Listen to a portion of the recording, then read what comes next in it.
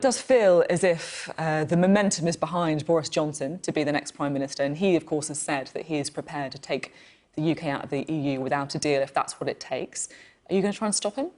Yes, because it would be completely irresponsible for any Prime Minister to do that because of the economic damage it would do to the country. We took evidence again in the Select Committee this week from representatives of manufacturers, car makers, farmers, the food and drink industry, and you just have to look at what they said. They said it would be disastrous. It was simply not an option. Economic vandalism were the words used by the representative of Make UK that represents manufacturers in the United Kingdom. How can any Prime Minister advocate that?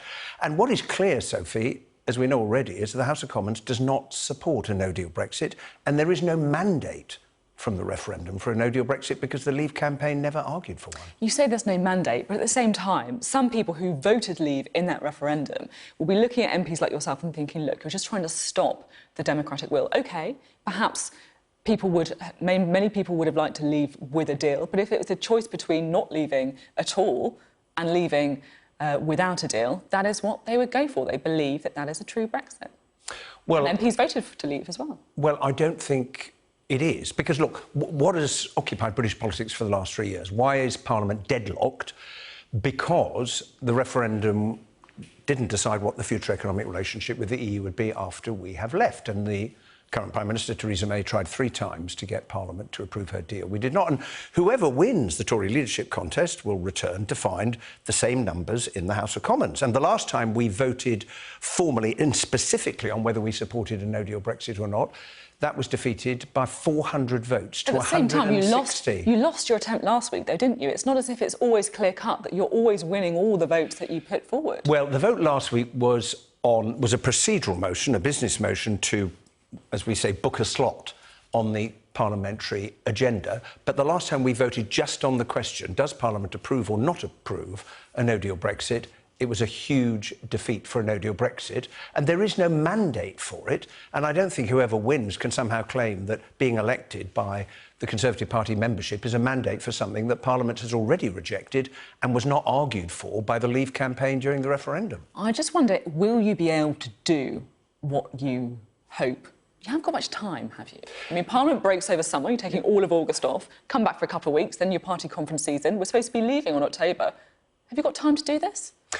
Well, it is going to be difficult, but the same problem will apply to the new Prime Minister, because the idea that the withdrawal agreement is going to be reopened in negotiation, the EU has made it very clear it won't.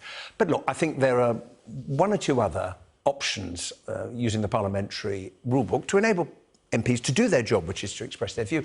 But look, if it comes down to it and the House of Commons votes to pass a motion to say this House does not agree to the United Kingdom leaving the EU without an agreement, is it seriously being argued by whoever becomes Prime Minister that they're going to say to MPs, I'm going to ignore what you have just said?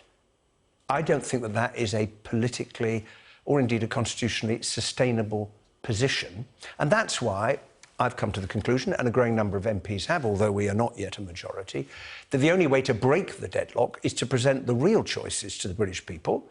On the one hand, this is what Leave looks like, and on the other hand, this is the option of Remain. I don't know whether the British people have changed their minds or not, because the other thing we've learnt, Sophie, after 3 years, is that the promise that was offered, we can have all our sovereignty back, said the Leave campaign, but don't worry, we're going to maintain all of the economic benefits. David Davis, exact same benefits, easiest trade deal in history. Doesn't this just feed into people's suspicions, though? You say, look, we're just trying to avoid the economic vandalism of a no-deal, and yet people will hear you talking about another referendum and think, this is what it's about. I knew it all along. It's about MPs trying to block Brexit.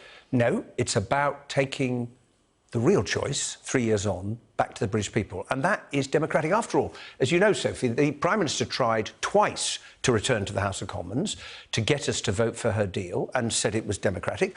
I don't disagree with that. I think the government was entitled to do it. You might call it ill-advised. But if it's democratic to ask MPs whether they've changed their mind about the Prime Minister's deal, is it actually undemocratic to say to the British people, we're stuck? Now, you may criticise us for the fact that Parliament is deadlocked, but we can't go on like this, because whether you are a Brexiteer or a Remainer, the damage that is being done to our international reputation, to our economy from the uncertainty that we haven't yet resolved this question, it seems to me that's the only way you can sort this out. A quick thought from you on the idea of proroguing Parliament. It's something one of our guests on the show has talked about, Dominic Raab. If he becomes Prime Minister, he hasn't ruled out the idea of effectively suspending Parliament if it tries to block no deal. It would be scandalous to use that to try and, in effect, shut the doors of the House of Commons so that MPs can't meet and express a view. We are elected as members of Parliament to represent our constituents, and we can't do our job if we're locked out, and I simply don't think it's going to happen. OK. Now, I'm keen to talk to you about another story that's been in the news today. Attacks onto oil tankers. Yes, indeed. In the Gulf of Oman. Now, the Foreign Office and the US have pointed the finger at Iran. Jeremy Corbyn has tweeted, and this is what he said about what happened. He said, without credible evidence about the tanker attacks, the government's rhetoric will only increase the threat of war. What do you make of Jeremy Corbyn's response? We need to see the evidence, and therefore we need an international investigation. Some of the tankers have been towed into port. They need to be examined, and I think the results of that should be reported to the United Nations, because it's really important that we see the evidence. So you don't believe the Foreign Office?